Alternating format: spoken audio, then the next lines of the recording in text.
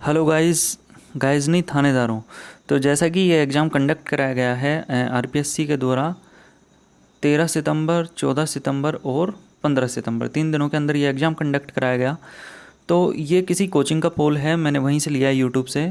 तो उन्होंने मतलब एक प्रकार से सर्वे के लिए डाल रखा है। तो आप यहाँ पर जब देखेंगे कि आउट ऑफ 400, ठीक है, आउट ऑफ 400 जो 200 से जो कम मार्क्स आए हैं वो लगभग 70% कैंडिडेट्स ऐसे हैं जिनके मार्क्स 200 से कम हैं।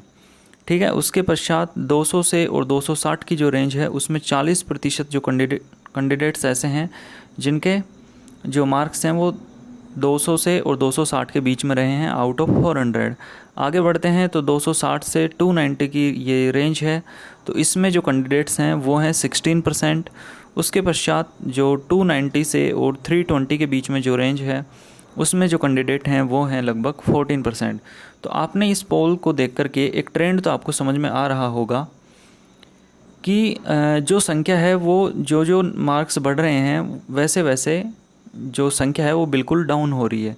और एक चीज़ आपने यहाँ पर नोटिस करी होगी कि जैसे ही 200 से और 260 के बीच में जो रेंज है वो लगभग कितनी है, 40%। और उसके बाद जो ही आगे बढ़ रहे हैं तो वो आधे से भी कम रह जाती है, 16%, मतलब लगभग 40% के आसपास ये रह जाती है।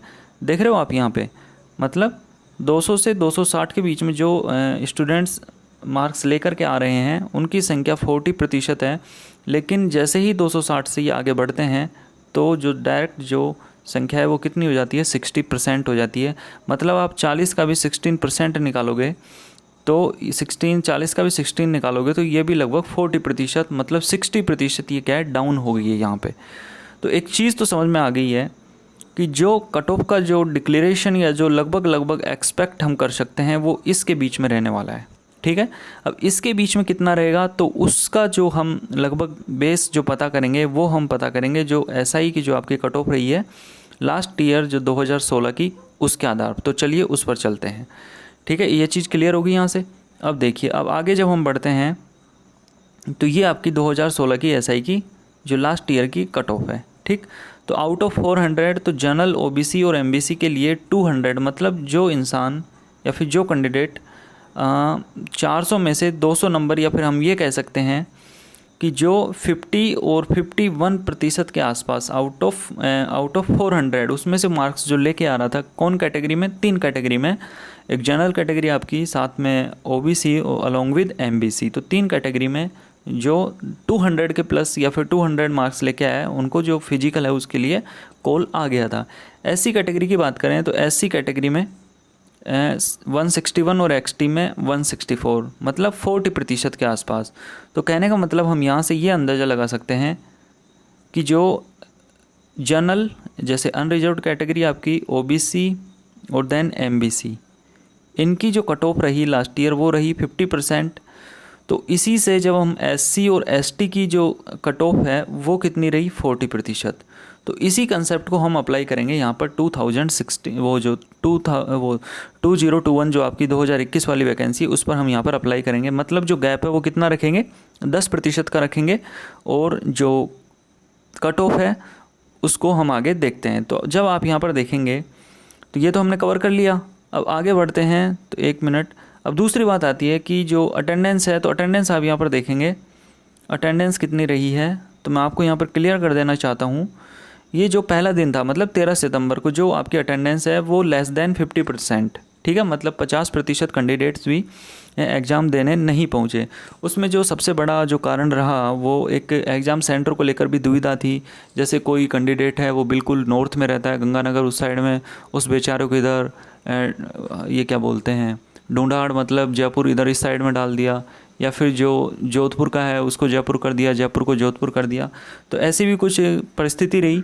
लेकिन हम एक चीज़ यहाँ से क्लियर कर सकते हैं, जैसे आप यहाँ पर देखेंगे 15 सितंबर 2021 का न्यूज़पेपर, मतलब ये 14 सितंबर का जो एग्ज़ाम हुआ उसकी डेट है, वो सॉरी उसकी अटेंडेंस है। तो उस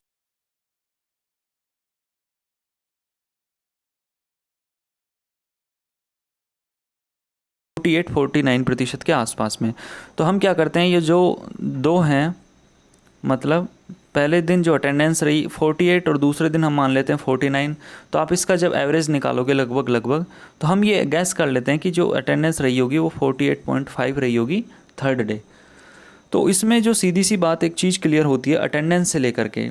तो अटेंडेंस में आपको एक चीज़ क्लियर कर दूं कि चाहे 50% रही हो चाहे 40% रही हो, चूँकि वैकेंसी है जो आपकी कितनी है 850, शायद 859 के समथिंग है, तो अटेंडेंस का इतना रोल नहीं रहेगा। जिस कैंडिडेट की तैयारी है और जिस कैंडिडेट ने अच्छी प्रिपरेशन कर रहा है वो काफ़ी टाइम से, तो जिसकी अच्छी प्रिपरेशन है वो तो एग्ज़ाम देने ही जाएगा, 100 नहीं वो तो 101% देने जाएगा। हाँ, ऐसे कैंडिडेट्स हो सकते हैं जिनकी तैयारी नहीं है और जिन्होंने जैसे पटवारी का है तो साथ में वो भर देते हैं कि चलो एसआई का भी भर देते हैं, चलो वीडियो की वैकेंसी आएगी वीडियो का भी भर देते हैं, तो उनके लिए फिर ये दुविधा हो जाती है। तो फिर वो सोचते हैं कि या फिर वो देख लेते हैं पेपर वेपर के हिसाब से कि नहीं होना जो एक्सपेक्ट करके, तो वो नहीं जा पाते हैं।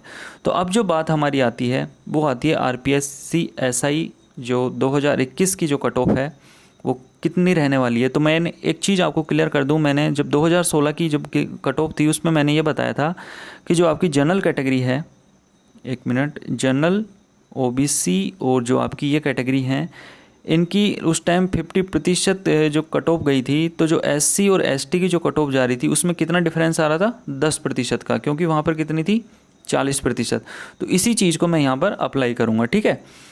तो मेरा मानना यह है कि जो जनरल कैटेगरी है आपकी अनरिजर्व्ड कैटेगरी, उसमें मेल कैंडिडेट के लिए 220 से 225 के बीच में यदि मार्क्स बन रहे हैं तो मुझे ऐसा लगता है कि आपको जो फिजिकल के लिए जो कॉल जो भी आगे की प्रोसेस है वो हो जाएगा। उसके पश्चात जब हम ओबीसी के लिए बढ़ते हैं तो ओबीसी की जो रेंज है वो लगभग 215 से 220 के बीच में, 215 से 220 के मार्क्स यदि बन रहे हैं तो। एमबीसी कैटेगरी ये भी लगभग इतने 210 से 215, और जो ईडब्ल्यूएस कैटेगरी है जो अभी इसको इंक्लूड किया गया है इसमें 210 से 215। जो एससी, चूँकि इसमें मैं एसटी को नहीं ले पाया हूँ तो एसटी की भी यही है, ठीक है। एससी जो मतलब आपकी एससी कैटेगरी है और एसटी इन दोनों के लिए सेम है, कितनी 170 से 175 से 180 के बीच में। तो लगभग आप यहाँ पर देखेंगे इससे कंपेयर करेंगे तो ये वो लगभग ये आ रहा है आपके 220 से, इसको जब हम यहाँ पर करते हैं तो लगभग 40 नंबर का अंतर आ रहा है, 10%। और मैंने क्या कहा था उस टाइम कि 10% का गैप, मतलब जो 400 नंबर है आपके, 400 नंबर का जो पेपर है उसमें जो 10% का गैप है यूआर के लिए और ओबीसी के लिए, ठीक है। तो वो मैंने मेंटेन कर रखा है किससे, 2016 की कट ऑफ से, क्योंकि वहाँ पर भी इतने का ही गैप रहा था 35-40 का। तो 220 के कंपेयर में मैं यहाँ पर भी इसको कितना गैप लेके चल रहा हूँ, 30-35 के आसपास। हो सकता है ये 180 से 185 हो जाए, 185 हो भी सकता है, ठीक है। तो ये आपकी मुझे लगता है कि इतनी जो आपकी कट ऑफ है वो रह सकती है। और जो फीमेल कैंडिडेट हैं उनके लिए तो वो उतना ही जो पिछली बार था, जो कि 36 और 40 के समथिंग जो उनका बेस है उसके आधार पर फीमेल का यहाँ पर कर लिया जाएगा पीईटी के लिए जो आपका फिजिकल होना है।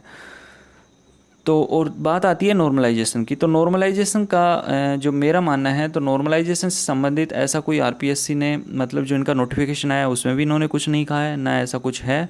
और जहाँ तक है आरपीएससी में ऐसा कोई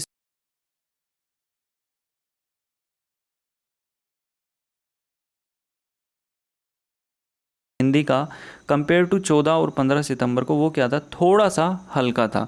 लेकिन आप यहाँ देखेंगे जैसे आज 15 सितंबर का पेपर हुआ है तो आप उसमें से हिस्ट्री और कल्चर के सवाल उठा करके देखेंगे तो बिल्कुल मतलब बेसिक सवाल थे ऐसे। तो उन्होंने क्या किया है कि किसी एक चीज़ को टप करके दूसरी चीज़ को वहाँ पर मेंटेन कर दिया है, चाहे कोई भी पेपर हो, चाहे 13 का हो, 14 का हो, 15 का हो। तो उम्मीद करता हूँ आपको वीडियो पसंद आया होगा। और साथ ही साथ में यदि आपको कोई क्यूरी है, आप मुझसे जानना चाहते हैं, तो आप 9983321571 पर व्हाट्सएप ग्रुप से भी जुड़ सकते हैं, 9983321571 पर, ठीक है। सो वीडियो देखने के लिए धन्यवाद। Thank you so much. God bless you.